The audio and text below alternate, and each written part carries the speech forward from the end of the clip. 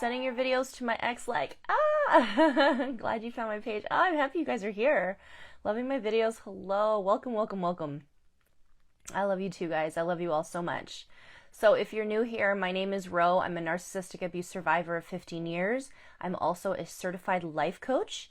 I'm here to help you get out of your abusive relationships or find out and identify that you are in an abusive relationship. I like to talk a lot about the trauma bond that we get stuck in and make some jokes about what we've been through, because I know it's really difficult to heal through this type of abuse. So I'm here to help you, and I want to talk a lot about how you got in this relationship and how to get out of it. And if anybody here has been following me for a while, put your hand up, say hello, tell me where you're from. Hi from New Zealand. Hello, hello, hello. You love my videos? I'm so happy. You just discarded and was seriously smeared. Yeah, that happens. Hi from the UK. What's up? That's nice. Hi, Frankie. Hi from France. I'm in Canada. If anybody here is from Canada, pop your hand up. Can you hear me okay? Is the microphone okay? Hi from Texas. Hello, hello, hello. Welcome, welcome, welcome. Thank you for all the hearts. I really appreciate you guys. Oh, Saskatchewan. So you're closer to me. You are close. I'm in Alberta. So I live in Alberta. Did you talk about narcissistic family members or solely significant others? Do I talk about that? So I'm part of a group called the Narc Avengers. And we are a group of 16 creators. And we do talk all about narcissistic abuse. Now, me personally, I have had 15 years experience in narcissistic relationships romantically. My parents were both healthy parents that were not narcissistic. Now, there are people in that group, in the group that I'm in, that do talk about narcissistic parents. So if you want to go to the Narc Avengers, you can go to our Instagram page and search Narc Avengers, and you'll find all of us there. There's a lot of content creators who do talk a lot about family dynamics and how that translates in narcissistic abuse in dynamics.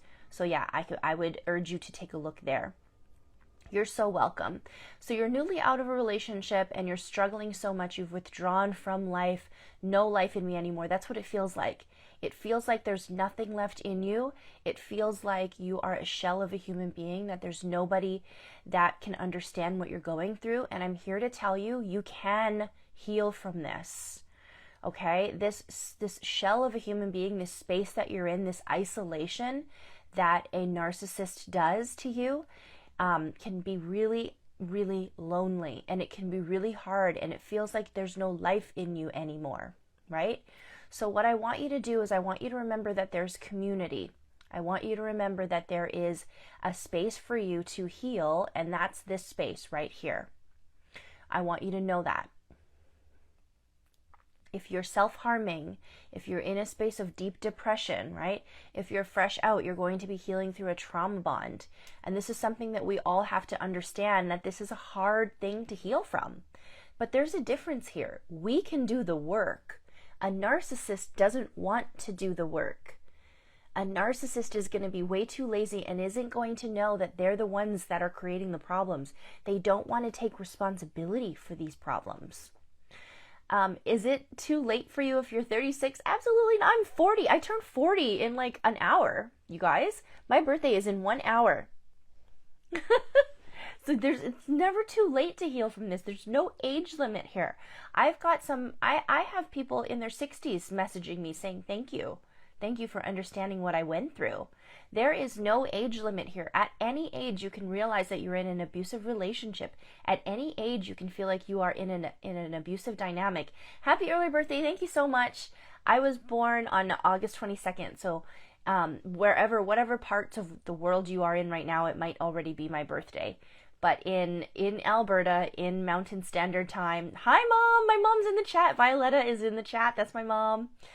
Happy birthday. Thank you so much. Thank you so much for the birthday wishes. Appreciate you and all the love, all the likes. I appreciate you. Oh, happy early birthday. You're 42 yourself. Yeah. Nobody ever thinks that I look, you thought I was in my 20s. Yeah. No one ever thinks that I'm the age that I am.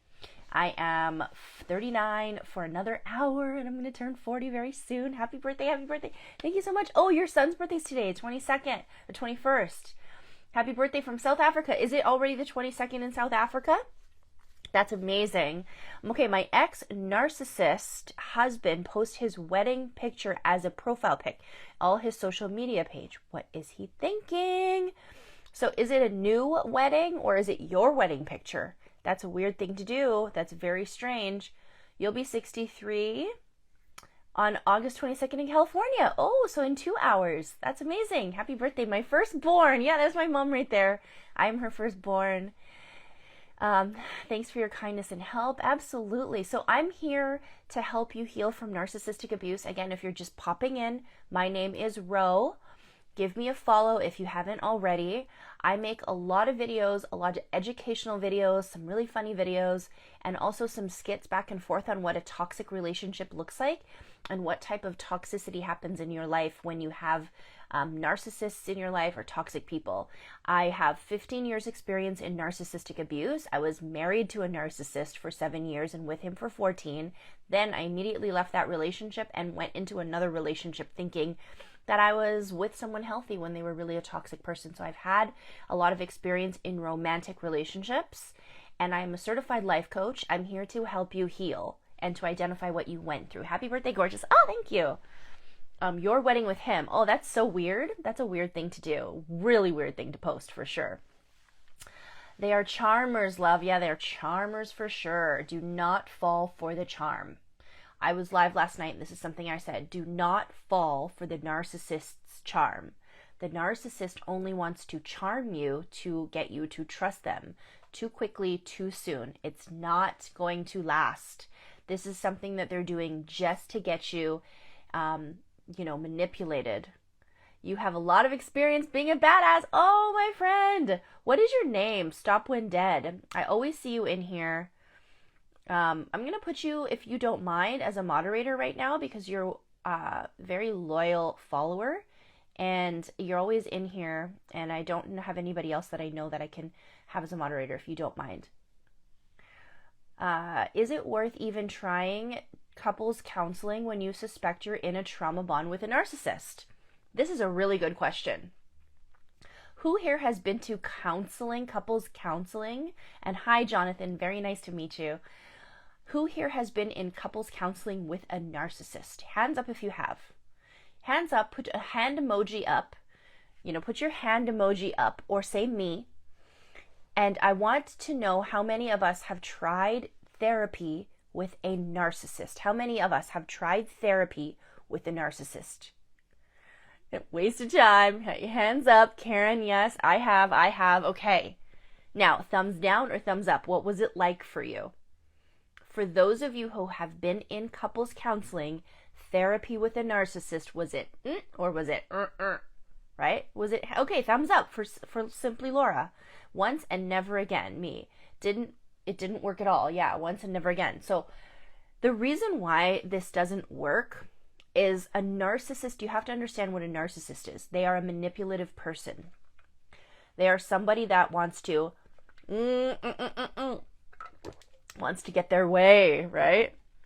They're going to manipulate everyone around them to get their way.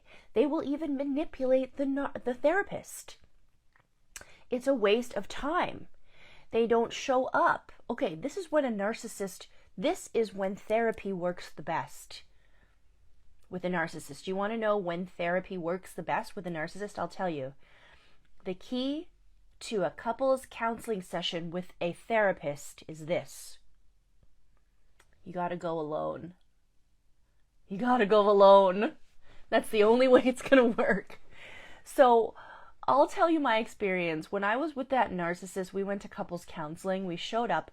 On the way there, there was all of these attacks in the car on the way there. They abuse you on the way there. They abuse you on the way back. They abuse you in the room, right? So what happened was, after like the 6th therapist, because we had gone to many, and the 6th one, she actually listened to me, and she listened to him, and then she set me aside and started counseling me on my own, and told me that I was in something kind of abusive. She said, you really need to think about what type of, feelings that you're having, and And, you know, he's the type of person that would tell me that my credentials, that I have to actually think about my credentials. And it's true. It happened. They abuse you on the way to therapy. They abuse you in therapy. Plus, you're filtering everything that you say. You can't actually say things and be authentic because that narcissist is sitting there watching you and listening to what you're saying, and always trying to prove things right and prove things wrong, right? And so sometimes you will get abused in the room. So the only way that that couples counseling works with a narcissist is when the narcissist isn't there. You knew I would pick IG. There he is. There he is. Oh, I am only allowed one moderator? That's weird. How do I get you to be a moderator? Can you be a moderator though, babe? Are you busy? Or I guess I can only have one moderator. That's weird. So Jonathan's my moderator tonight. Hi, everyone. Mine told me that my psych degree was nothing. Yeah, because they're jealous of any successes that you have. If you have a degree in psychology, if you get a promotion at work, you know, if you win some sort of award, wait, whoever you've picked first is fine. Oh, okay, you stopped moderating? Oh, okay. Thank you. I actually don't even know if I can. It doesn't even let me. It actually doesn't let me add you as a moderator. Weird. There. No. That's okay. No, that's not working. I can't even add anybody as a moderator. This is so weird. I'm not sure what happened there. But that's okay. I can moderate. I can moderate my own live. I don't even know what it really does. But yeah, here is a red flag to look out for when you're with a narcissist or when you're with somebody that's toxic. Pay attention to how comfortable you are to share your goals and to share your wins and successes. If you are with somebody, what's up, Coach Ro? Wish I would have had this a year ago. I'm here for you now. I'm here for you now, babes. There's really, there's you knowing about this a year ago isn't, when you know, right? You learn about this when you're ready to learn about it. There are going to be people on this planet that are stuck with narcissists and will never know. Think about that, okay? They're going to be stuck with a narcissist and they're never going to know. They're going to live and breathe and die with that narcissist because they had no idea that was abuse. Because this type of abuse, no one's hitting you, right? Sometimes they don't hit you. Sometimes it's all emotional. Although sleep deprivation, right, intimidation, reckless driving, these types of things, and a lot of the reasons, or not reasons, but a lot of the symptoms that lead to depression and anxiety and all of the physical symptoms that happen is physical abuse in a way. It really leads to all of that. So where it leads to, it's just not as obvious as somebody beating you up. So just because there isn't physical abuse that's like completely defined, you are still being abused in such a style that's really hard to identify. So think about it. There's going to be people on this planet that are stuck in these emotional relationships, these emotionally abusive relationships, being financially abused, psychologically abused by a narcissist or a toxic person, and they'll never even know it. They'll just think that's marriage. They'll just think this is a normal relationship. This is just what it's like. It's just hard to be with somebody. And they're never going to feel this type of validation and healing and knowledge. So even though you missed out on knowing this and you wish you would have met me, or you wish you would have saw my content or anybody's content that talks about this a year ago, you found this when you were supposed to find this. You're supposed to find this right now in this time, and there are people out there who will never find this. And to those people, I do have a sense of sorrow for them. You're here now and you're learning. So true and so right. We are getting along for a bit now, but I can feel him getting cold and distant. Is this part of narcissism? So that is part of a discard, which is a narcissistic trait. And narcissists can sometimes just mentally check out and start discarding you while you're in the relationship still. So they might not break up with you, but they might start doing things like kind of putting you on the back burner and making you feel not important. A narcissistic relationship can make you feel like you're not worthy, that you don't matter anymore, right? That you've done something wrong, and it's really part of that cycle. A healthy relationship is a relationship where you can go to bed every night and hit that pillow knowing that you still matter in that other person's life. You'll never go to bed ever. You'll never fall asleep ever wondering if you still matter. That's a healthy relationship. That's a healthy relationship. A toxic relationship, they're pushing away, they're distant, and you're wondering, and you're curious, and you're concerned, and you're insecure because they've manufactured these insecurities in you to make you feel like you're less than, or that you're not enough, that you're not worthy enough. So that does happen. And to go back to the mine's about to kill me, so goodbye. Yeah, like, you know, it's this weird tricky place where you feel like you can't leave, and you feel like you can't stay. You know you can't stay, but you just know you can't leave. And you're stuck. You're stuck in this really weird space. It's really tough. How can we get the court and legal system to understand that narcissistic abuse is abuse? We can't. Unfortunately, at this time, we can't. There is an amazing creator, though, that is an ex-judge, a former judge, a retired judge in New York City, named Anthony Bompiano. And if you go to TikTok, his name is Judge Anthony on TikTok, and here on Instagram, he's Anthony Bompiano.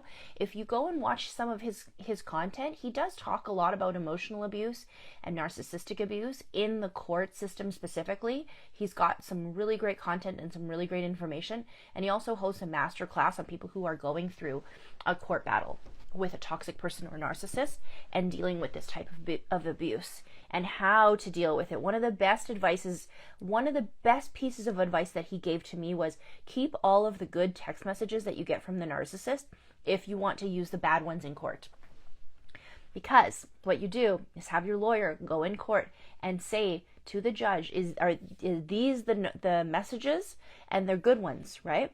And then prove that was from the phone number, or that was from the text thread from the narcissist, and say, yeah, picking them up, had a good day at swimming, and then get them to admit to those good text messages. And once they do, bring out the shit ones, bring out the degrading ones, bring out the ones with insults, right? And so that is one piece of advice that he has given me that was just like, wow, that's amazing.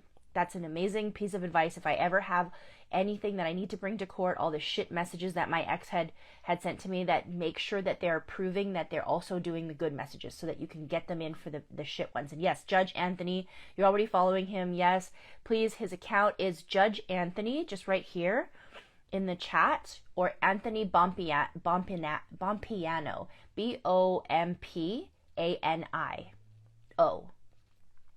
Add a moderator to your live. I know, I tried. But I couldn't because I tried and it didn't work.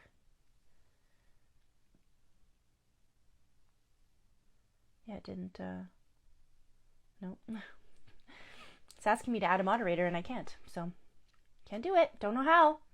Why does it feel like he's mad at me but I didn't do anything wrong?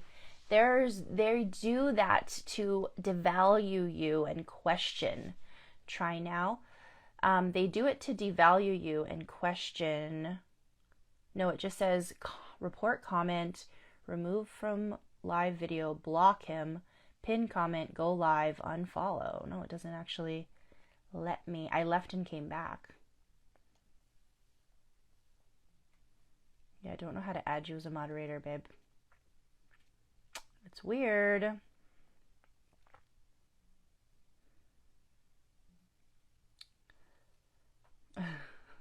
I don't know how to do it on here.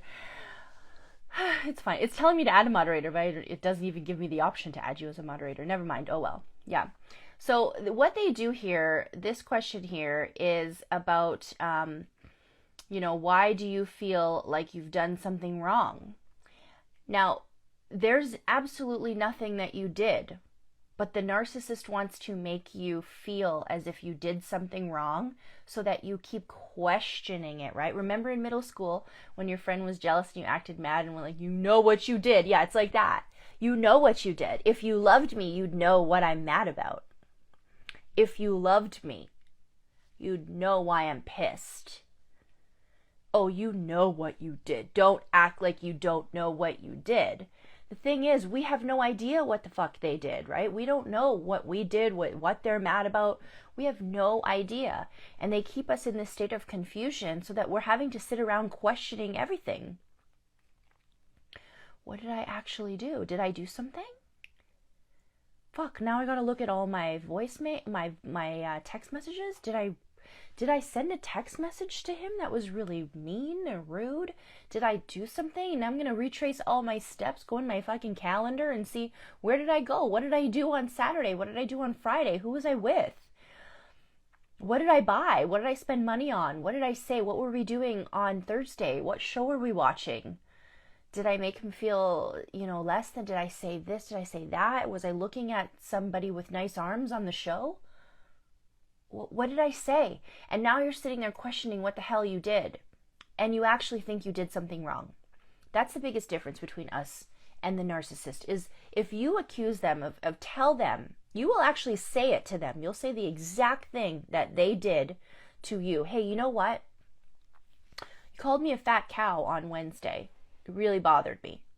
I know I'm not one, but you called me one, and it really bothers me when you say that. Oh, no, I didn't. I never said that. I would have never said that. Why would I say that? Why are you bringing that up right now? That was on Wednesday and you waited 4 days to tell me? You waited 4 days to tell me and now you're pissed at me? What are you really pissed at me about? What are you really mad at me about? They will completely deny it and they won't even take any accountability. New follower, thank you. They won't take any accountability or any responsibility for that shit that you just said they did. They're going to make any excuse to make you feel like, diminish it. Yeah, babe, I'm sorry you feel that way. I'm sorry you feel that way. I was just joking. I was just kidding. They're gaslighting you. They tell you it was just a joke, or they say that they didn't do it at all. They didn't say that at all. I never said that. That never happened. I don't remember that. When did I say that? Wednesday? Like, what are you talking about? It's Saturday now. Like, why are you even bringing that up, right? They're not going to acknowledge what they did to you. But flip the script and reverse it. They tell you you've done something wrong and you have no idea what it is. And you're sitting there racking your brain trying to figure it out so that you can take accountability for it, so that you can say sorry and apologize and actually give that narcissist accountability and take responsibility. Give them peace of mind so that you're not in trouble. How many of us ever felt like the narcissist in our life scolded us all the time? That we were always in trouble? Why were we always in trouble? Why are you always stuck in the past? That's what they always say, yeah. Why are you stuck in the past? Why are you always bringing up the past? Well, it was 3 minutes ago. Yeah, but I thought we talked about it. No, you said you didn't want to talk about it anymore. You said that give me a minute so I can just relax. Well, yeah, I'm still really upset about that. Well, that was 3 minutes ago. I don't give a shit. Yes, definitely. Definitely. So how many of us have ever felt, what did I ask again? I forgot what I asked. My brain just went somewhere totally different. Like it never even happened. Still happening. What did I ask? What are our hands up for? Oh my gosh. Hi, what do you do when you know that they're leaving and you've had enough? I don't have energy for this. What do they do when they know you're leaving? Oh yeah, so I coach scolded. Okay, thank you, scolded. I'm going to go on this. I'm going to go back on this, and thank you so much. I'm going to go back on this for a second, but before I do, and just remember, scolded. I want you to know, so my name is Ro. If you're just coming in here, my name's Ro. I'm a narcissistic abuse survivor, and I am a life coach, and I help people identify abusive relationships and I help people understand that they're in an abusive relationship. Now, when you want to leave an abusive relationship, I can also come up with an exit strategy and help you plan your escape. Because basically what we need to do is we need to escape this narcissist, but we need to emotionally escape. We have to emotionally check out. They know exactly how to play on our emotions so that we stop thinking logically and we only think with our emotional mind. So the first thing we have to do is check out emotionally. It's like discarding the narcissist.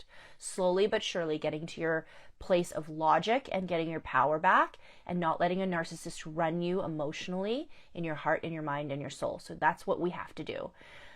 The second thing in a narcissistic escape plan or exit strategy is you cannot tell them.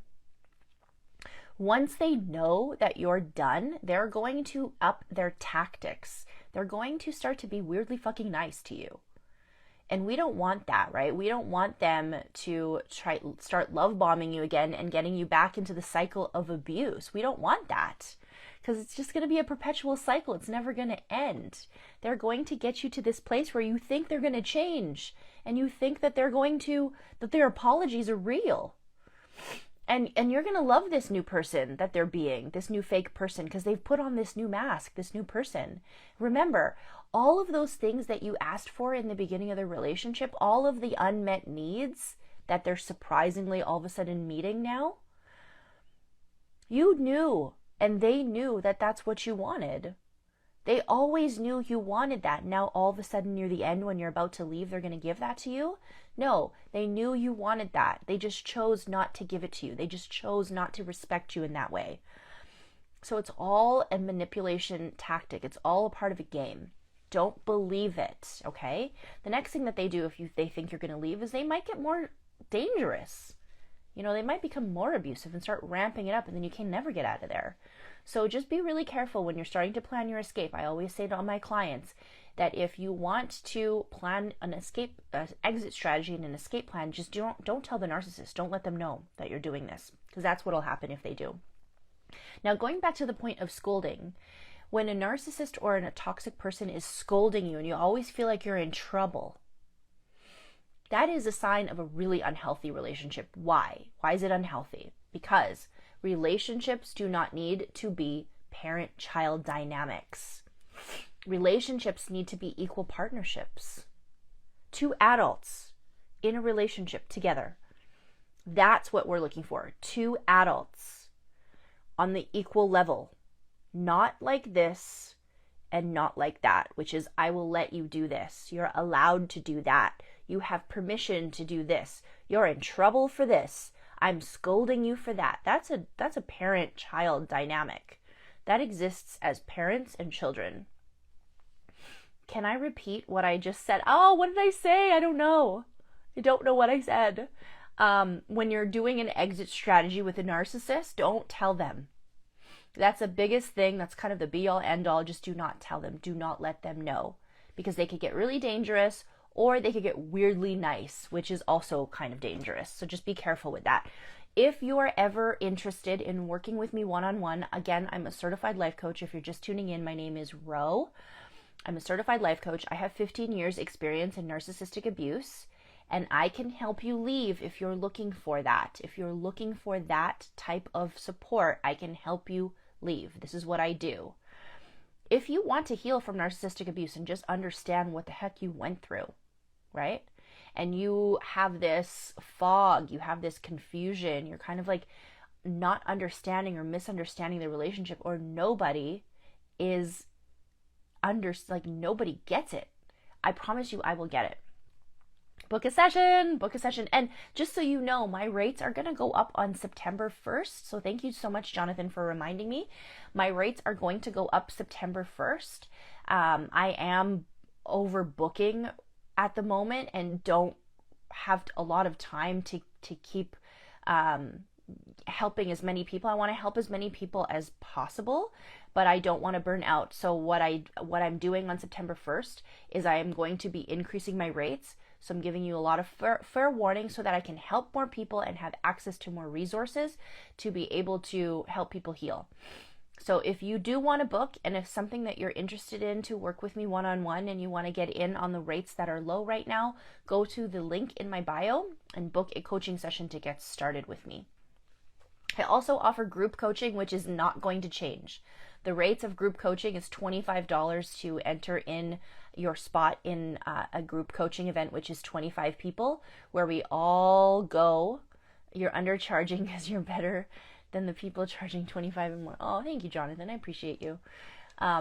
There is a link in my bio to register for monthly group coaching, which is a community of people, and we do get together and we do talk about narcissistic abuse. I facilitate it, so I am the host, and I'm going to be picking a topic every month. This month, that is already sold out, the topic is on clarity. So we're going to be talking about the moment we knew that we were with a narcissist, the moment that we decided to leave, what that leaving story was like, how that felt to leave, and what your plan was. So if you are actually curious about leaving and how other people left, and you're curious about other people's stories, join our monthly support group, because you'll hear a lot of stories and a lot of, you might find some advice from somebody else, and also you might share a part of your story that helps someone else. You might actually inspire someone to leave their narcissistic relationship, or inspire them to take that trip somewhere, or to go ahead and cut off their friend and then watch as their whole life flourishes because they've cut off someone toxic who they thought was a friend. You should do your next sponsored random pick on here. I should, hey? I really should. So what I do on TikTok, I don't know if anybody who's in here who follows me, and if you don't already follow me and you're enjoying the content, definitely give me a follow so that you can be in this community and keep learning as I am healing and teaching. I'm also learning, and we're all learning and healing at the same time. But what I do on TikTok is I have a promo called Sponsor Survivor, where anyone in this community can go to the link and hit Sponsor Survivor and give access to somebody in this community who needs it. So a lot of us have had some type of emotional abuse, right? This is why we're here. This is what we're talking about. We're talking about narcissism and how it sometimes translates to emotional abuse. There is another type of abuse that happens very often and very commonly in narcissistic abuse, which is financial abuse. So have you ever had a narcissist tell you that there's this great business plan, they want you to invest money into it, and they take from you, because you're a giving person? You give, right? Have you ever had a narcissist tell you that, your job, your job isn't, the greatest job, you should do this instead, and then they get you to change your whole career? What about a narcissist who pulls you away from everyone and isolates you in the middle of nowhere, and all of a sudden you're stuck with this narcissist, and they pay for everything? Right? What about if you have kids with a narcissist, and now you're a stay-at-home mom or a stay-at-home parent, and they're the one working, and now you have to be financially dependent on that narcissist? They almost build this life up for you because they promise to take care of you financially, because you're doing the lion's share of the non-financial part of the relationship, right? There's a contribution in all relationships. There's a financial contribution and there's a non-financial contribution. And sometimes doing all the mental load, all the work, taking care of the kids, cooking all the meals, cleaning up the house, doing all of that stuff is the non-financial contribution. But what they think is, if you are contributing that way, I contribute financially, but you're still on the hook for that. So you don't have any access to finances, and then you stop. You stop being independent when it comes to that financially. This happens. It's very common. It happens a lot in narcissistic abuse. And so when you're trying to leave a narcissist and you're being financially abused in this way, it's hard for you to step back out and heal yourself and do all the things that invest in your healing. So to that, what I've come up with is, actually it's my friend Charles that came up with it. His I don't know if he's on Instagram, but on TikTok, he is Healing Tips is his name. And he has we've come up with it together, a sponsor survivor program. So anyone in this community can purchase, and a lot of my clients do this, but you can do it as well. You can go to the link in my bio and hit sponsor a survivor and help somebody get the fuck out of their situation. Help them by giving them a 30-minute coaching session with me so I can get them started on the path of healing and get them removing this chaotic person out of their life or this chaotic situation so that they can start listening to their intuition and figuring out what their dream is, what their goal is, what their passion is, start monetizing and being independent again. I've had people who I've coached that the minute that they took away this narcissist away out of their life, they started really working on themselves and started figuring out what it is that they're meant to do on this planet and making money for themselves and being financially independent. And this is something I've done. I left the narcissist with nothing. Dollars in my bank account. A piece of shit car that actually blew up in the middle of, if anybody knows where Calgary is, in the middle of Deerfoot. I had this car. I didn't even have a vehicle. I left with nothing. Right? I did the work on myself and I figured out how to remove this narcissist out of my life and get away from the rumination and thinking about them all the time and wondering if I was the problem and ruminating on this narcissist. I started removing that chaos. And what happened was I started to listen to myself and my intuition. And what happened was abundance found me. And I was able to create a business where I'm now helping people. And I can take care of my 3 kids, even if the narcissist doesn't pay his support payments to me. Because I set myself up for that success to be financially independent. You can do that too. I've had clients that have done that too. So going back to the Sponsor Survivor program, if you want to purchase a coaching session for someone else in this community, what I do on TikTok is I go online or I go on my computer and I do a draw. And so anybody who wants to get their name in can put their name in, and I run a draw and I do it for 20 minutes. And whoever wins it gets that. So my boyfriend was just in here saying that I probably should try and do it here, and that's a good idea. I might do that the next time I have one in. Let me just see here. I wish you all a recovery and health. Thank you. Can narcissistic abuse also when a person is all loving one day but then treats you like shit, right? Treats you bad. Yeah, that's inconsistency. There he is. Inconsistency is a big red flag. You know, if 1 minute you're the world, 1 minute you're the whole entire world, and the next minute you don't exist. At the beginning of a relationship, when somebody does that, they're inconsistent. They're probably just emotionally unavailable. But when a narcissist does that, where they've put you all the way in and you've gone all the way in and you're so committed to them and all of a sudden they just treat you like shit, that is them giving you this idealization to a devaluation phase. That is inconsistency. No matter what, whether they're narcissistic or not, that is, my account just went private? What do you mean? There is a red flag. What does that mean? My account just went private. I can't remember the last time he treated me even slightly nice. Yeah, but do you remember at the very beginning of the relationship when they were nice? Right? The very beginning of that relationship, because there's a reason why we get stuck in these relationships, guys. There's a reason.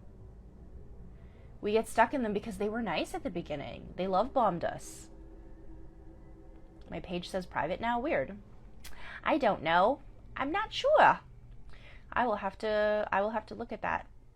Hacked? I don't know.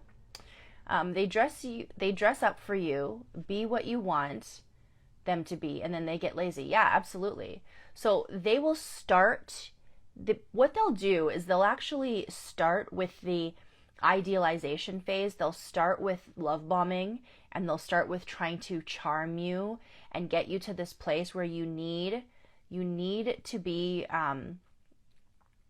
you need to fall for them very quickly. They'll mirror you. What does a compliment from a narcissist look like? I don't know. Is this a joke? I feel like this is like the start of a joke. But a narcissist will compliment you by telling you something like, you're my soulmate. Like, compliments are actual, like, usually a narcissist will compliment what you do for them. You make me feel so good. It's back. Might want to change your password. Oh, that's a good idea. I will do that. And the narcissist will get you to something like, you're not as dumb as I thought. Yeah, negging. So has anybody ever heard that term, negging? You should smile more. You'd look really pretty if you did. Right? You know, you're quite sharp for a woman. Shit like that. That is a type of negging. That's the kind of compliment that you might get from someone who's pretty toxic. Nailed it. Yeah. You're my soulmate. I've never felt like this with anyone else. That's part of the love bombing and mirroring. If you've ever been with somebody at the very start of a relationship and they tell you that you are their soulmate, run. Okay? Soulmate shit, don't believe that shit, okay? If they tell you that they love you on the first date, run. Okay? No one can love you on a first date. They don't know you. They don't. Why? Ask them what. What do you love? You love me? What? What about me do you love? Because you just met me. How? How do you love me, right? Be very careful with that. Oh, don't let me have an opinion. World War III, yeah. Backhanded compliment. Let me see. How do you move forward? Lights in the back are looking good. You like those, babe? I know. My sister got me these for my birthday. Aren't those nice? 28 minutes. Oh my gosh, I'm going to be 40 in 28 minutes. Before you jumped on here, babe, there was everybody was giving me happy birthday wishes. How do you move forward after leaving them when you still feel emotionally attached? So, sometimes you can do like a little ritual where you just cut the cord during the day when you're walking around and you feel like, if after you've left them, you feel like they still have their claws in you, they're still kind of like, you know, emotionally connected to you, just kind of like do one of these. I do this sometimes when I feel like my ex is like kind of like got his little fangs in me. I just kind of like walk around my house and I just go, and I don't know if it's a placebo thing or if it actually does anything, but energy wise, if you kind of like believe in types of energies, you can just like cut that energy off, just like that. And I'll walk around the house and I'll do that sometimes. And sometimes I'll get kind of like a shiver. Like I'll just be like, oh, this is really intense, because you're cutting that energy off. But another part of that is really working on your self-love and self-care, and start focusing on self-love and putting focus on you. When you are really in practice of self-care and self-love, then you emotionally connect with yourself. You emotionally attach to self. And when we emotionally attach to self, we don't allow toxic people to emotionally attach, right? And we start moving towards ourself and kind of move away from them. That's something that you can practice. If you want some ideas on how to practice self-love, so for me, love is a verb. Love is something that we do. Love is an action. So when we show someone we love them, we're showing it in our actions, not just our words, because a narcissist is really good with their words. So when we show ourselves love, we have to practice that in our actions towards ourselves. That's self-care. And if you're stuck on ideas on how to practice self-care, I have a digital download that you can check in my bio, which is the 31 ways to practice self-care, and you can download that. Thank you so much for the birthday wishes, you guys. I appreciate you.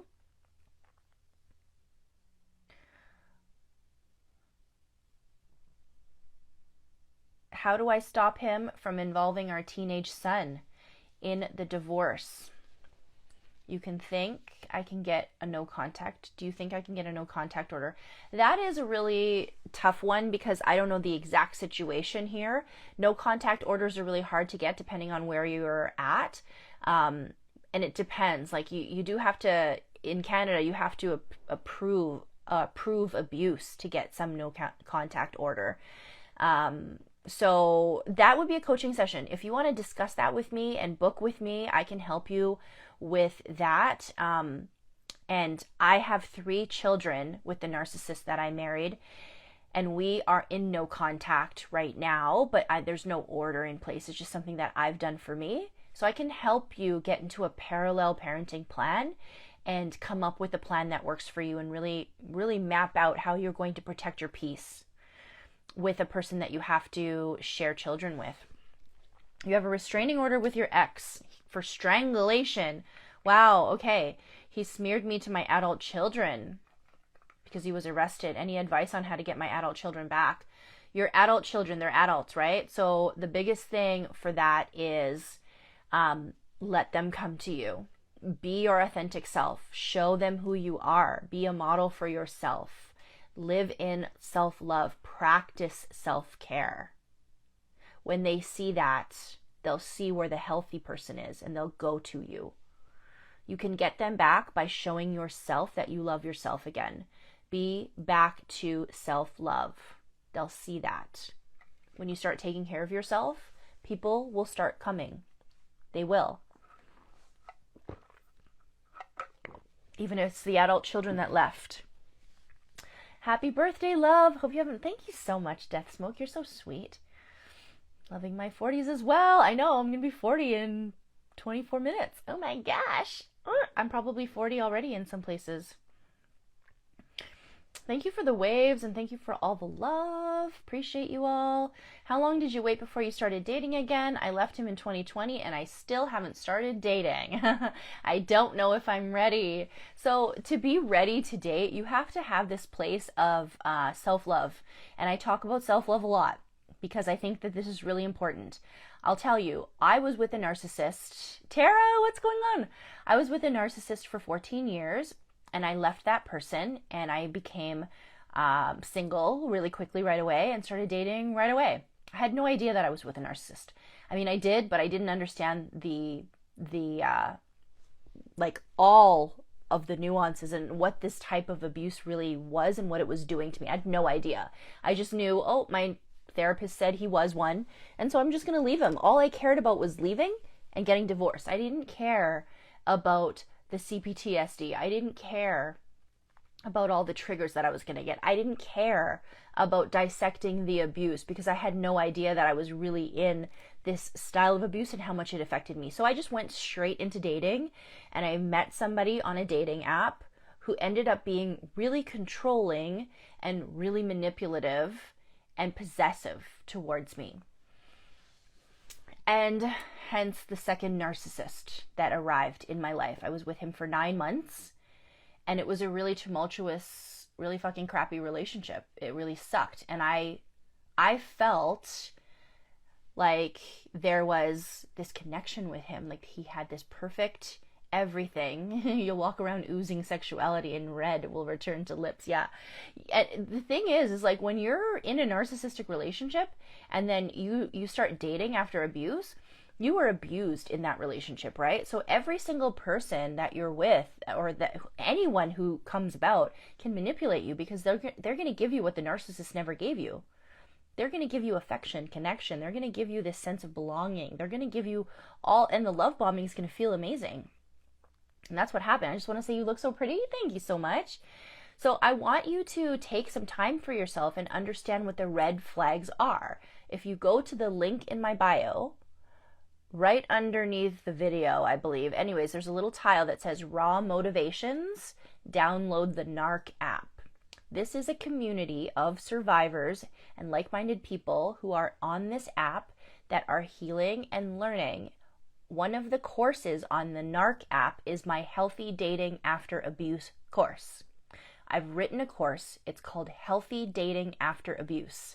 And it's going to take you through all the steps on when you're ready to date, what a red flag is, how to create your boundaries and your standards for a partner, what that's like to live in your own identity and know what to look for in somebody else, what you need to do to be ready and get to that space, how your attachment style plays into the relationship, and what kind of relationship you're looking for and how to be ready. If you want to date, if you want to step back out into the world again, go download that app.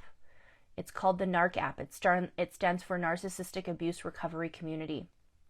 It's written by my friend, or created by my friend Ben Taylor, who is a self-aware narcissist. His TikTok name and his Instagram name is Raw Motivations. He's also on YouTube. But he's created this really cool community, this app of like-minded people who all are dealing with what you're dealing with. And then I've written a course that's on that app. So if you want to date again, that's something that you can take a look at. Is it a free app? Yes, it is. There's different levels to get to some of the courses, but it's a free app. And then if you want the course, I think there's little paid versions of the app. Is it okay to feel like you're a narcissist? Yes, it is okay. It's a very common thing to feel like you're the narcissist, because the narcissist will make you feel like everything is your problem, that you are the cause of it.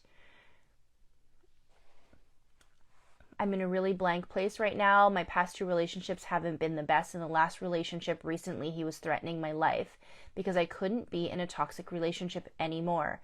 So I guess what I'm asking is, how can I get out of this corner? Yeah, you're in a fog is what you're in. You're in a corner. It feels like a little corner. It feels like you're trapped.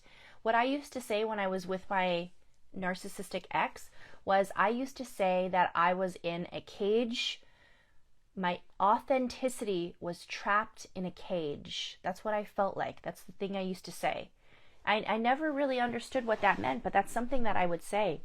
My authenticity is trapped in a cage, and it can feel like you're backed in a corner. It feels like isolation. It feels like you are tiny, right? You're tiny. And what it is, it's the narcissist dimming your light and pulling you down into the dark, deep basement, because that's where they live. You lose your identity. The app is called NARC app, and it's on the link in my bio. They make you lose your identity. So they suck you dry of all of your authenticity, the thing that makes you authentically you, all of your attributes. They actually suck that out of you. So if you meet a narcissist at the very beginning of that relationship, they mirror you and they pretend to be just like you. It's almost like they want to be you. It's really fucking creepy sometimes. They meet you and they're like, I love that music too. That happened to you in your childhood? Me too. That happened to me too.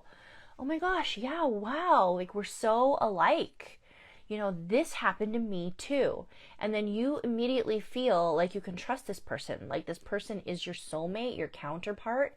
They make you feel like you are everything and that you were meant to be together, right? And then the reason why they do this is they're literally building a mask on the fly just to be you. They're building this mask to be like, what is it that Rossana likes? What does she want? They're watching you. They're watching your every move. They're watching all of your mannerisms, the way you talk, the way you play with your hair, the everything you do. They see your style, your whole being, and they embody that and mirror it back to you. So what you actually fall in love with is a mirror image of yourself. You fall in love with who you think is your twin flame or soulmate or whatever they call it. That you're destined to meet, that you would have always met. So they say these kinds of things to get you trapped, right? To get you sucked in. They're emotional vampires. So when that happens, and then they start to actually devalue you, and a lot of the times, some self-aware narcissists have said this, that they do fall in love with you in a way. They do feel like they love you, but then when they see that you're just a human being and you're not on this pedestal that they've built, they start to knock you down on this pedestal and devalue you and start to see you as a human being. And they don't like it, because what they're seeing is a reflection of themselves. They can't seem to get past who they really are, right? They have a really low sense of self. So when they see their self getting mirrored back, they don't like it. So they treat you like shit. They start to insult you. They start to devalue you. They start to manufacture feelings of insecurity, feelings of depression, anxiety, all of these things that they don't know how to articulate or feel or cope through. They give it to you. So you're the one now holding all of this, and you start losing your identity while they're building themselves up. I call it the great exchange. This is the great exchange. When you meet a narcissist, you're up, you're on the top of your game. A lot of the times they find you because you're strong. They find you because you're vulnerable, which is strength. I want you to know vulnerability is strength. They find you because you're super deep with your emotions and you know how to identify and articulate what it is you feel. This is why we get stuck with these narcissists, because we have empathy. We know how to feel another person's experience and feel their situation and understand what they're going through. They pretend that they have empathy, but they don't. So we have this person who has empathy, and then we have this person who has a lack of empathy and a lack of identity. And they see you and they start grabbing some of yours, and they start grabbing some of yours and faking it till they make it, right? And then near the end, when they start to devalue you, they're sucking you dry of all your energy, and now you're down here and they're up here.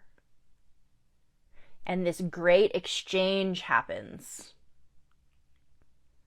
When you're down in the dumps and you're depressed and you're anxious and they've sucked you dry off of all that supply of manipulating you, and you don't feel like you know who you are, you lose your sense of identity. You feel like a shell of a human being. You are now mirrored to them when they first met you. You are now them, and they are up here with everything that they've built from you, the mask, and when they move on to their next victim, they've got all of your values and attributes moving on to the next person. They've built this new mask for the new person, and you feel like you don't know yourself. Have you ever looked in the mirror and thought, who am I? I don't even recognize myself anymore. That's what a narcissist does. That's why you don't feel like yourself. So to get out of that, you have to really identify and rebuild your self-love again, and be able to rebuild from the ground up your identity.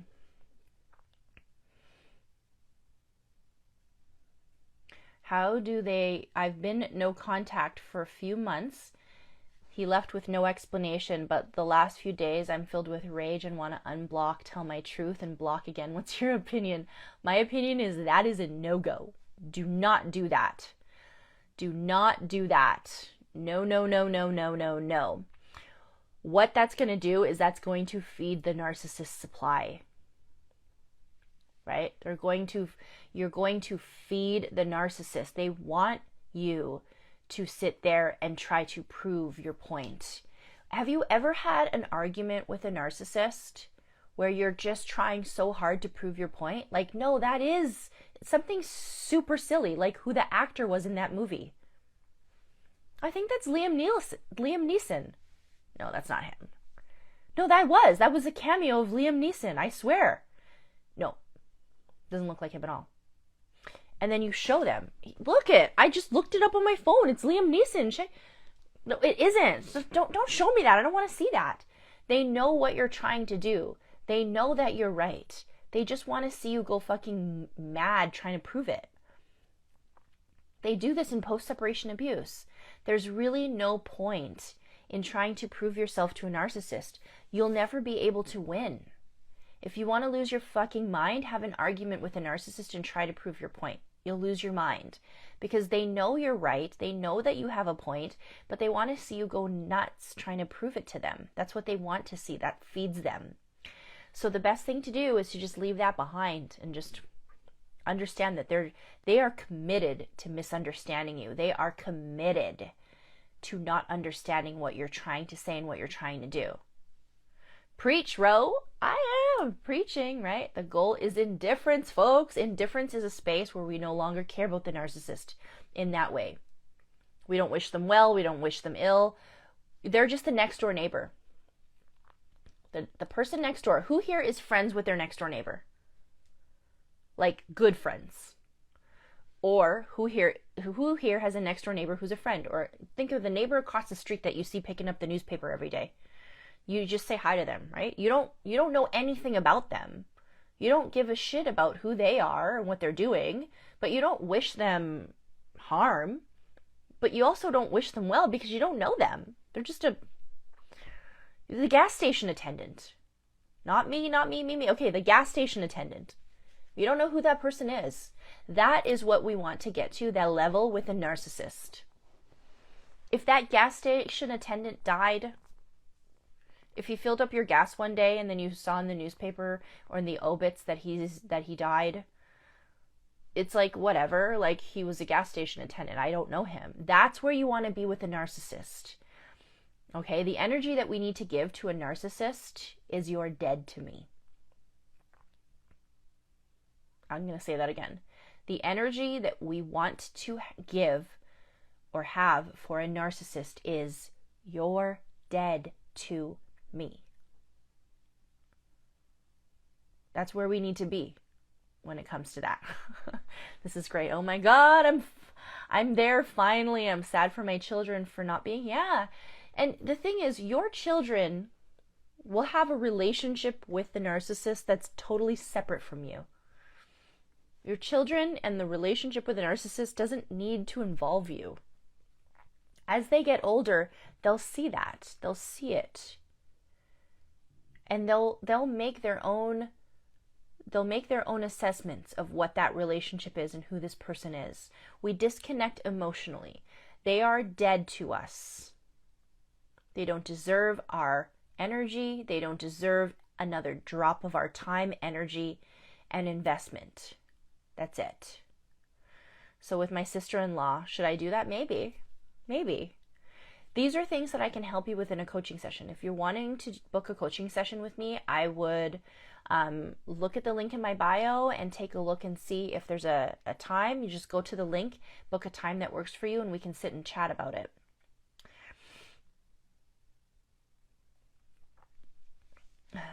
I've been no contact for a few months and he left with no explanation. Oh, you left with no explanation, but the last few days I'm filled with rage. Oh no, I've read that one already.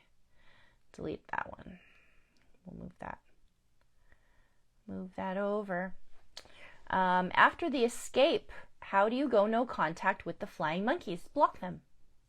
Block them. Going no contact is a boundary. If these flying monkeys, so if anybody who here knows what a flying monkey is, should I explain what that is? Hands up if you want me to explain what a flying monkey is. We want to block flying monkeys. What's a flying monkey? Hands up if you know what that is. Doesn't matter, abuse is abuse. How much does a coaching session cost? 30 minutes for $54.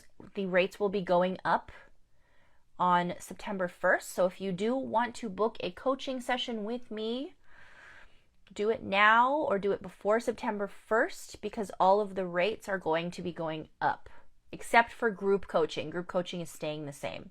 So flying monkey is a blind supporter of the narcissist. They are the person or people who carry out the bidding of the narcissist. A flying monkey is someone who's the go-between. That is abuse by proxy. That is the actual medical technical term for it, I guess, is abuse by proxy. So by proxy meaning they're putting their, when you sign a proxy, you were there for the vote or you were there for the supporting. They're supporting the narcissist for many reasons. One, they're probably falling under the charms of the narcissist. They're probably fawning over the narcissist and just doing whatever the narcissist says to do. So they're at their beck and call. They're doing all of this shit to you because they know that it pleases the narcissist and they want to please the narcissist. A lot of the times narcissists, they have enablers, not friends. Narcissists don't have friends. They have enablers. They have people who will support their abuse because they're going to have fun with them. The narcissist in my life was so much fun. He was charming. He was a life of the party. Everybody wanted to hang out with him. Plus he'd be, doing this at the casino and like having a great night with them. The narcissist friends, they loved him. They were all about him. And so a lot of the times these people, they have these people in their lives that just want to hang out with them and want to do whatever they say to do. So a lot of the times, these narcissists will get other people to do their dirty work for them. They don't have to get their hands dirty. They can abuse their people through proxy. So that is a flying monkey. Other times, flying monkeys just blindly support the narcissist without even knowing. Sometimes they're just like, oh, I'm neutral. I don't know. I'm not sure. But why don't you talk to them? I don't understand. You guys are parents. You have kids together. Talk to them, right? Or they feel bad for them. The narcissist can sometimes be really good at acting like the victim and playing the victim card. Oh, she left me. She left me here with nothing. I miss my kids. She never lets me see the kids. I just want to go to the birthday party. I don't want it to be weird. Well, why don't you just go to the birthday party with him? He's crying. I went over there. He looks really sad. He's crying. You know, he's not doing well. He really misses the kids. He misses you. Now you got a flying monkey who is falling for this victim who's playing a role of victim. So they think that they're helping, but they're just blindly supporting the narcissist. And sometimes flying monkeys are narcissists themselves. So they defend all types of allegations towards abuse because they're like, that's not abuse. That's not abuse. What, he was mean to you? He didn't hit you. Come on. So sometimes you'll even see flying monkeys in my comment section or in the comment sections of other narcissistic abuse creators talking about this, being like, that's not abuse. Or, oh, you know what? We want to hear their side of the story. Yeah, this is the type of shit that you see online. So flying monkeys come in all shapes and forms. If there are flying monkeys in your life or that are abusing you through proxy, you can block them. Blocking is a boundary. Blocking is a beautiful tool that not enough people use. If you feel like someone is disturbing your peace, block them. You don't have to give an explanation. You don't have to say why you're doing it. You know in your heart of hearts why you're doing it. Blocking is a boundary. You don't have to explain why you do it. If you don't want someone in your life and you don't want them disturbing your peace, block them. Done. Okay? That's what we do with flying monkeys. That's what we do with anyone who disturbs our peace. Most of the time, flying monkeys are going to disturb your peace. My narcissist only breadcrumbs me, he's never given me real love. I've always been the one who puts more effort into making the relationship work. All he does is disappear and only... What's the question here, my love? My narcissist is so confusing. He hurts me so badly. Also, what I do if I'm the one to blame. Hannah.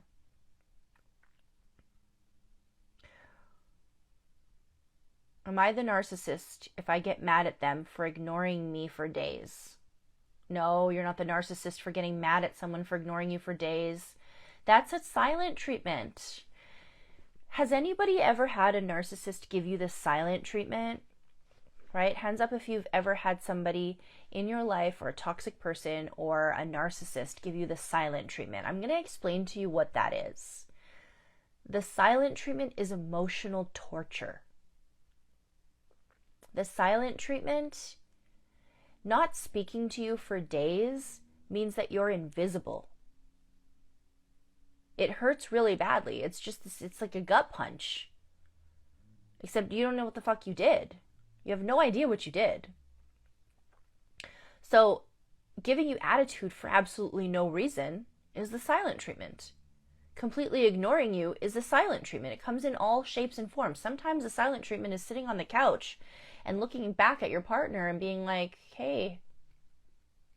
And they look back at you and go, and totally ignore you, like you don't matter, like you're invisible.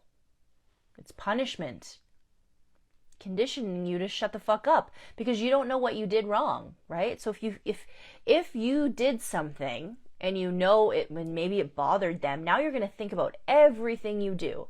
You're going to be conditioned to be like, okay, Maybe I wore purple and he hates that color. Maybe I said this thing and I shouldn't have said it. I asked about their business and they got mad, right? I got that sushi order, and that is it my birthday? Oh, it's my birthday. Happy birthday. I'm 40. I'm 40, everyone. It's my birthday. What? Right? It makes you feel like a piece of shit. It makes you feel like you did something wrong. And you'll have no idea what it is. That's the silent treatment. It's emotional torture. They do this to keep you in line. They do this to punish you, right? They do this to control you, to keep things tense. So, happy birthday. Yeah, that's me. That's my birthday. I'm 40. I don't feel any different. I feel the exact same. Leo season. Yeah, I got my Leo lion here.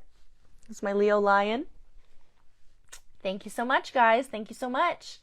So when we know that the silent treatment is just a form of punishment, we can be relieved from all of that emotional torture. Once we know it's just a form of punishment, here is a bonus. Here is the upside to silent treatment. Can I tell you what the upside is for silent treatment? Take a guess. What's the upside? What's the benefit to us? What is the silver lining? What's the upside to silent treatment?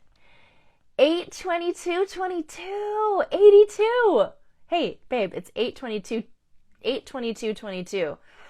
I was born in 82. 8s and 2s, babes. I love how much passion you have about this. No reaction, no drama for days. Yeah, all of that is good. Peace from the verbal abuse and control. Yeah, that's pretty much it. They can't manipulate us, guys, when they're not talking to us. That's the bonus. They can't manipulate us when they're silent, right? They can't manipulate us. Their silence is the abuse. They think their silence is the abuse. Once we find out that what they're actually doing with the silent treatment is just trying to torture us, and we realize that the silent treatment is that torture, that punishment, we can have a mini vacation from all of the manipulation and abuse.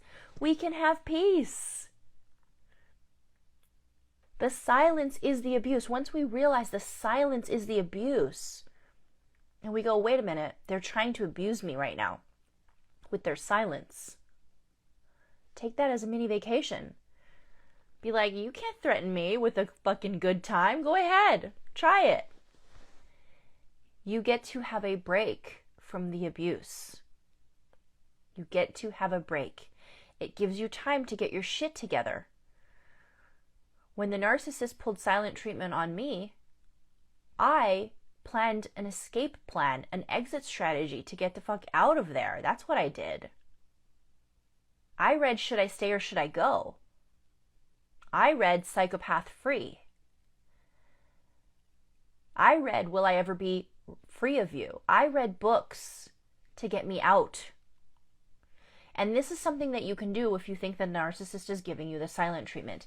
If you want to know all the books that I read and all the workbooks that helped me and that saved my life and got me out of this, go to the link in my bio under my favorite books, or it should be listed there. Yeah, recommended by Coach Ro. All my favorite books that helped me get out. Those books, I don't need to post a book list because it's on the link in my bio. So if you go to the link in my bio, you'll see all the books that I have read that have saved me and that I recommend to all of you to read. There's Psychopath Free, which is going to give you a really good rundown of exactly what you were dealing with. Why Does He Do That? By Lundy Bancroft, which is all about narcissistic men. Healing from Narcissistic Abuse. This is a really good tool on how to live a life of freedom and peace after you leave a narcissist. Love You More by Carrie McAvoy. She's a friend of mine. She's on TikTok and on Instagram as Carrie McAvoy PhD. This is a memoir of abuse. This is her story. So these are, and Surviving Narcissistic Relationships by Manjeet Raprai. She's amazing as well. And this is a survival guide of toxic narcissistic abuse relationships. This is something that you can read as well. All of the books are in the link in my bio. So I would take a peruse and see which one speaks to you. Read them all if you can. And then there's workbooks and journals that are up there as well. CPTSD, From Surviving to Thriving. Yes. Pete Walker. That's a really good one too. Why Does He Do That? Is such a great book. Yeah. Going Insane. He calls me a psycho now because I reactively abuse back. No, you didn't reactively abuse back. What you did was you were an abuse victim of reactive abuse. The abuse was your reaction, their abuse towards you. So you didn't reactively abuse, you reacted. That's the abuse. You were not the one that was abusive. Reactive abuse is what a narcissist does. They poke the bear. They get you to react. They get you angry. They get you mad. They get you out of the state that you're in and put you in a state you did not mean to be in. You're sitting on the couch, you're chilling, you're relaxing, you're enjoying yourself, and they come to you and they start picking a fight with you. They start picking at you and picking on you and poking the bear and getting you to react and saying a bunch of word salad, making absolutely no sense at all, trying to get you to respond. What the hell are you doing? You're cheating on me again. You're on here, you're on there. And word salad, blah, blah, blah, blah, blah, blah, blah. Attacking you, accusing you, insulting you, getting you so mad. And then when you break, because anybody would, and you get upset because you start screaming and yelling because they can't hear anything you're saying, they calm the fuck down. They look at you and go, whoa, like, calm down. Look at the way you're acting. I'm just going to record you because look how abusive you are. Jesus Christ. Like, why are you acting like that? Calm yourself down. And you are in this place of out of character, out of integrity, a place that you were not expecting to have this behavior. And you act as if you actually think you are abusive because they tell you that. Well, look at you. You're abusive too. In my situation, I threw a dish. I threw a plate at my ex's head. I was so pissed. I was so mad. And that's not in my character. So the difference between an abuse and your reaction to abuse, so reactive abuse, is that you do something out of character. You do something you normally would never do. And you don't justify it. You feel really bad for it. You feel a lot of guilt and shame for it. I felt so bad for a long time. I still do, about throwing that plate at his head. And I get the recording. Oh yeah, look at how you were on this day. You know, I'm not the only one that's abusive. So they get you to react. The abuse is to make you feel shameful and guilty and justify their abuse towards you, but also distract you from the original abuse. You are no longer the person who's being abused. Now you look like the person who's the abuser. That's how they flip the script. That's reactive abuse. Just like financial abuse, just like emotional abuse, just like physical abuse, the style of abuse is the reaction. It's called reactive abuse. It doesn't mean you're the abuser. It just means it's the style of abuse that the narcissist uses to abuse you. It's reactive. So if you do something out of character and you feel guilty about it, that's the difference. When they do that shit, they don't feel guilty about punching a hole in the wall. They don't feel guilty about waking you up in the middle of the night and starting a fight with you. That's in their character.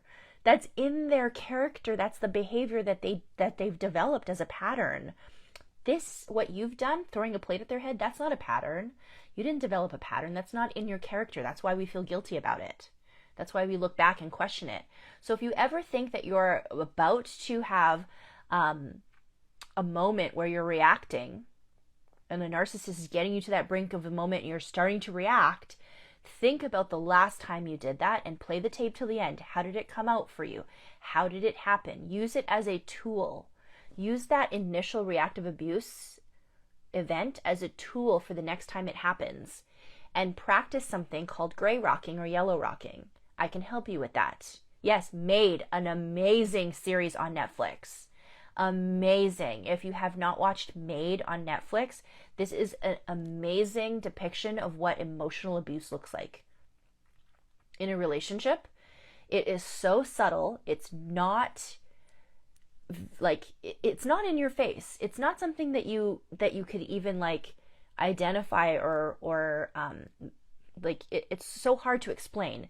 Made knows exactly. Made, that show, I watched it like 4 or 5 times. If you haven't watched Made on Netflix, it's so good. It's so accurate. It is an exact depiction of narcissistic abuse. It's so good. I talked to the heads at the DVH about this. They said it's reactive violence and not reactive abuse. That they don't want us doing it because the narc is looking for a reason to harm us. Weird. Yeah, so who here has watched Made? So good, right? Oh, babe, you've never seen... That's our new show. We should watch that together. Should we do that? So my boyfriend and I, we do dates, like FaceTime dates where we watch movies because he lives in the United States and I'm in Canada, so we're far from each other. It's long distance, but we watch these movies, and that's gonna be the next one. That's gonna be the next show. We can watch it in like 2 nights, literally. It's so good. Of course, yes, let's do it. That's the next show. Was it a movie? No, it's a TV show. It's a series. It's a mini series on Netflix called Made, and it is so good. It's amazing. That movie gave me strength. You know, that movie was really triggering for me when I watched that show was very triggering for me when I watched it, because it was so accurate. The way there's parts in that movie where I was like, wow, that's me. That's what I felt like. And it's so hard because it's not so obvious. It's not one of those movies where the person's getting hit and yelled at and screaming and yelling all the time. There are parts of that man that were very loving and very kind. And you did feel compassion for them. That's how you feel for a narcissist sometimes when you're stuck in that trauma bond. Made. It's called Made. It's on Netflix. M-A-I-D, like a maid. Like somebody who's cleaning houses.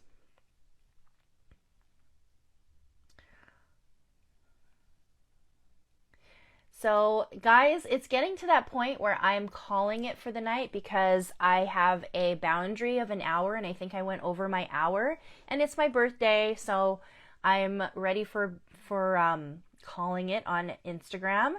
But I want to let you all know that if you want to follow me on TikTok, I'm going to be going live tomorrow night on my birthday. So I'm going to be going live on TikTok. And it's going to be a birthday live, but I'm also going to be talking a little bit about narcissistic abuse. But it'll be a birthday live, and it'll be on TikTok. And so I don't have 2 phones yet. I'm going to get 2 phones so I can actually go live on both. But it's going to be tomorrow night. So if you don't follow me on TikTok, it's the same exact name on TikTok, Rollercoaster of Love. But if anybody here found some of this helpful, wants to work with me one-on-one, you can book a coaching session with me. The link in my bio will give you access to all of my products as well as my calendar. So if you want to book a 30-minute or a 60-minute coaching session with me, you can. I don't know what time I'll be on, probably around this time, sometime in the evening. My last coaching call, I think, is 8 to 9, so probably after 9 p.m. Mountain Standard Time. If you want to work with me one-on-one, you can. If you want to be a part of our Facebook group. We have a Facebook support group where people in the community can just share and post and be able to be in this community. It is free, so you can go to the link in my bio and look for the Facebook support group and join that. Another part of the community is the Narcissistic Abuse Recovery Community app, the NARC app. You can download that and have access to my Healthy Dating After Abuse course, which is on that NARC app. Do you have free community group support? Yes, it's the Facebook group. That is a free group that you can join. And I'm always on that group. We're chatting, we're sharing, everyone's posting. You can meet somebody on there that can maybe help you get through it. There's mentorship on there as well. I also do a monthly group coaching session, a group coaching event, a night, an evening, where we talk and we go around in a round table on a Zoom call, and everybody shares what they're going through. And there's a topic every month, and this is something that I host and facilitate for you. So if you ever want to sign up for one of those monthly group coaching sessions, the next available one that's open for registration is September 25th. And that one is also on the link in my bio. And if you want to private message me and have access to me, I also do text packages. So I deal with some of my clients. If they're not comfortable doing a one-on-one call with me on a Zoom call, you can text me and you can share with me your screenshots, your voice notes, anything that you want to share that you're dealing with, and I can help you through a text package. So all of my prices are on the link in my bio, and by the way, they're going up on September 1st. So if you ever wanted to work with me and you're ever wanting to pull the trigger, now's the time to do it before the rates go up, because I want to be able to serve more people and be able to spread my time out more efficiently and be able to get more resources in order to help more people. So I am going to be increasing my rates on September 1st. So thank you so much for being here. I love you all. Before I leave, let's pop a freedom date in the chat. When were you free from the narcissist? I'm going to give you my date. It's November 15th, 2019. November 15th, 2019 was the day I separated from the narcissist. I'm going to give you another date, which is December 18th, 2021 was the day I went no contact. So whatever the day of freedom looks like for you, pop it in the chat right now. I want to see a couple dates in here before I go. Thank you for this live. You're so welcome. August 21st, 2022. That's today. Yes. The day of freedom can be the day that you realize that you were in a narcissistic relationship. It can be the day that you went no contact. December 29th, 2019, August 6th. Yes, but she won't let me be. Oh, I feel that. But you are free, right? As long as you feel free. So guys, freedom snaps for anyone popping a date in here. I'm so proud of you. Congratulations on your freedom. Always remember that your very worst day on the side of freedom will still be far better than the best day you ever had with that narcissist. I'm proud of you all. I love you all. Thank you so much for being here. Have a good night. Bye.